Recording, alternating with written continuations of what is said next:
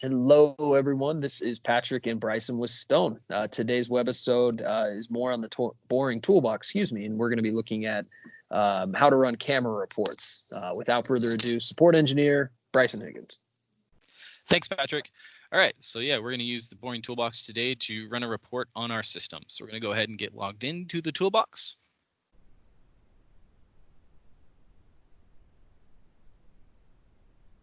All right, and once we're logged into the toolbox, we'll be presented with the system overview page, which will give us a general overview of our system here. You'll be able to see our storage health, our camera storage usage, as well as live monitoring of your system, showing how many recorders you have started, as well as how many cameras you have that are providing video. And if there are any cameras that have not been providing video for at least 90 seconds will appear here as well. So to do a camera report, we'll want to go on the left-hand side, and you'll have this nice button here called Camera Report.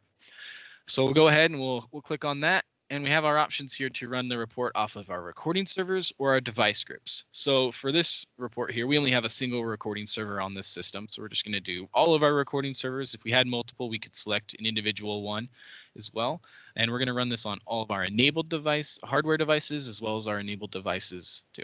We could choose a date modified settings here, so I only want cameras that have been modified in the last few days if I wanted to run a report on that. And if I leave it blank, it's going to run a report on all devices, regardless of its date that it was last modified. And we can specify our device type as well too, if we want cameras, or if we want audio inputs, outputs, metadata, anything like that as well. We could do those types of devices as well. We can include the password to show in the report. We can do a camera snapshot as well as the device's retention. We can include the recorder storage, camera storage, and then we can specify all the streams that we want to include as well too. If you only are using stream 1, you can specify I just want stream 1 video here. Don't care any codecs as well. So for this, I'm going to go ahead and I'm going to do all streams, all codecs, all resolutions, and I'm going to go ahead and generate this report. And we'll go ahead and show you then what it looks like.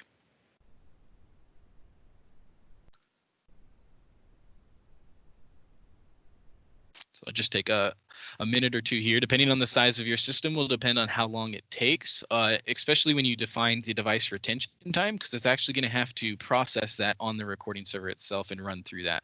So go ahead and you'll see here, I'm going to go ahead and save this to my desktop. And then I'll navigate to my desktop, and you'll see here, here's that report I just ran. Go ahead and open that up. And here it is in Excel, this report I have right here. And so this is the information that it pulls from here. So it'll pull from the site, tell you what recording server it is, the brand of the camera, the type of device it is a camera, the model of camera, its hardware name, its device name, IP address, MAC address. If I had the password here, it would show up here as well too. If I'm using HTTPS, the firmware of the device, if it's providing video or not, the storage that it's configured on, how much space it's using, the retention that it has, and its actual retention as well.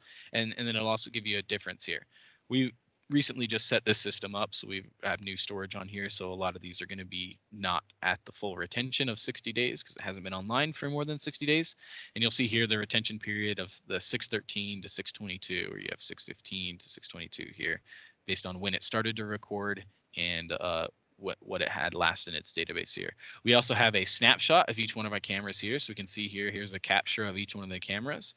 And you have the video stream settings here. So we have video stream 1 that is configured here. You can see here that this is the live stream and the record stream by defining it as true.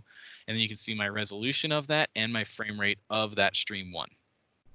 So that is the reports. They're really handy information. It's really awesome to have for your system, especially as a system administrator, to be able to see this information. You also have the ability to look at the recorder information here too, where you can see the actual reportings from Windows to see the used space, the free space on the actual machine itself, as well as the configuration inside of Milestone, as well as what Milestone is configured as. So really handy, awesome to see this information, really easy to get at.